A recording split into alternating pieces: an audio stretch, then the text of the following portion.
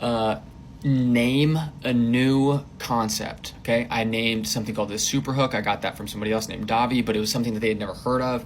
I had something called the accordion method, who I got from Caleb Bralston. These are not things that I invented. But anytime I would name these things, people in the comments would be like, holy cow, I would have never thought about having a superhook. I would have never thought about having the accordion method. And I knew, okay, anytime I name a concept, people seem to comment about it. Now let me plug all of this together. Theoretically, I could make a video, the insert crazy framework, let's call it the Olipop framework to build your personal brand to make $40,000 in 6 months with counter positioning. And then I tell a story, and any people like it whenever I talk about like my carrot story. There's like a metaphor. If you go into my videos, I use the metaphor of carrots a lot. And then so in that video, maybe I use the metaphor of carrots. It's literally a game. It's like a puzzle. I'm piecing all of this together based off of the data whenever I look at my outliers. So I'm not necessarily getting into, a lot of people whenever they say data, they're looking at watch time, retention maps. That kind of matters. Like if you ever work with me, we'll get into that. It actually matters a ton, but it's just like really high level stuff that most people can't comprehend in a little 10-minute video. Instead, the easiest way is to just look at your 10 most recent videos, find the outliers, and ask you these 5 questions. I'm going to go through them one more time really fast. Write them down. Number 1, what was the format? Green screen, talking head, walking. Was it a reaction video? Number 2, what was the buzzword or the topic or the idea? Those are all synonyms to me of this video. Make sure we move that buzzword onto the screen next time. Literally put it right here, or like right here. I put mine right here. Okay. Number 3, what are the comments saying? And it literally just has to be 4 comments compared to 1 comment. It doesn't have to be 15 comments. It can just be a hair more, because that's a 400% increase, right? How do I move what people are talking about and move it to my on-screen text? That's a huge thing. That's a huge thing that I'm missing, is you use the data to literally condense it all down to your on-screen text, because that's like the best signal and billboard to watch your video. Okay? This one is probably going to say something about data and personal branding, because I know that people freak out over those, and I just now am talking about data and personal branding. But I had to put it right here to signal how to use it. Okay? Maybe something about content. It actually might be personal branding or content strategy or something. I don't know. I'll decide in like 10 seconds once I'm done with this video. 4th question, what was the structure? Break up your video into chapters. 10 seconds of this, 30 seconds of this, 40 seconds of this. Was it a story? Was it a statistic? Was it a joke? Was it a personal story or a metaphor, or was it application? And if you're not able to do this, then you're not a great communicator, and you need to start thinking about ways to break up your content into structures like this, because you're probably just yapping with zero thought process, and that might be fine for you, probably not, if I had to guess.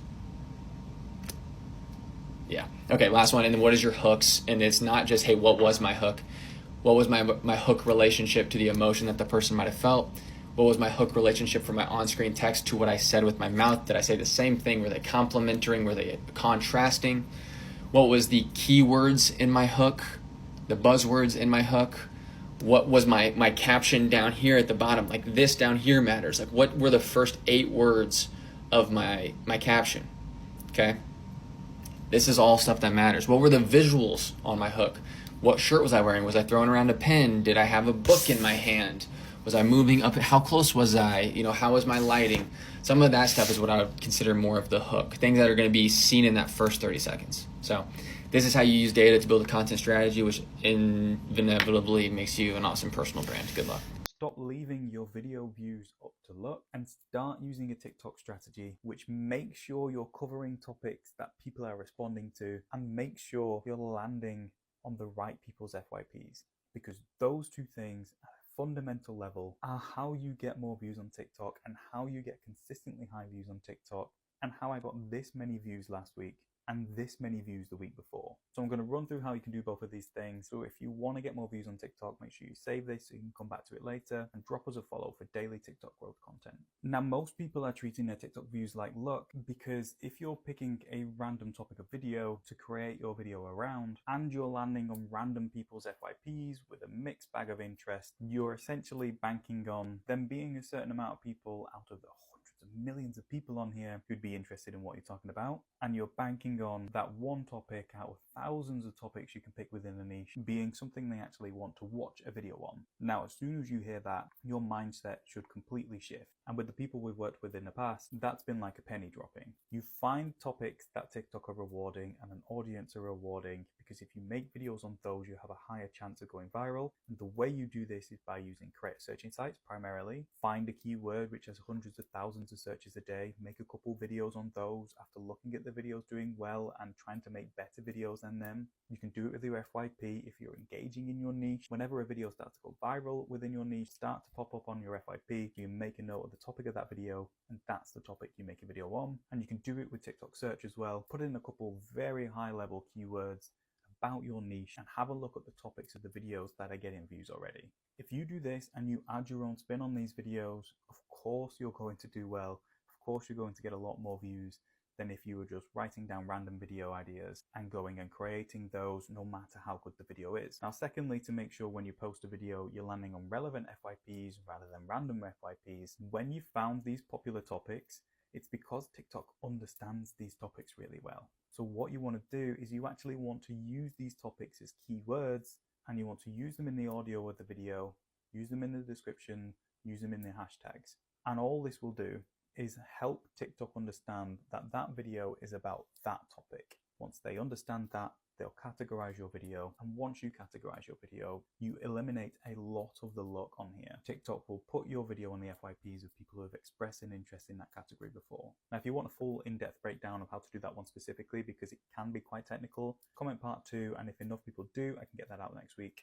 And these two things are just a couple pieces of the puzzle. You've got to learn how to make the right kind of video when you find the right topics to go after. You've got to learn how to try and convert views into followers. You've got to learn how to optimize your hooks and how best to monetize your content off the back of it. Well, that's why we've got a free TikTok growth community where we've helped people like Susan gain over 100,000 followers within a few months, where we introduce you to all of these topics. So if you want access to that, just click the link in our bio and I'll see you over there. Here's why you're stuck at under 1,000 views on your TikTok videos and how to break out of it. And once you understand the main reason, you can join people like Susan, who went from an average of 250 views to getting enough views to gain over 100,000 followers within a few months. So if you're stuck under 1,000 views, make sure you save this so you can come back to it later, and drop us a follow for daily TikTok growth content. Now, before we get into it, you need to understand why you get views in the first place. The easiest way to put it is that TikTok tests your content with a bunch of people. If you pass that test, you get pushed to more people. You've got to pass another test with that group of people, so on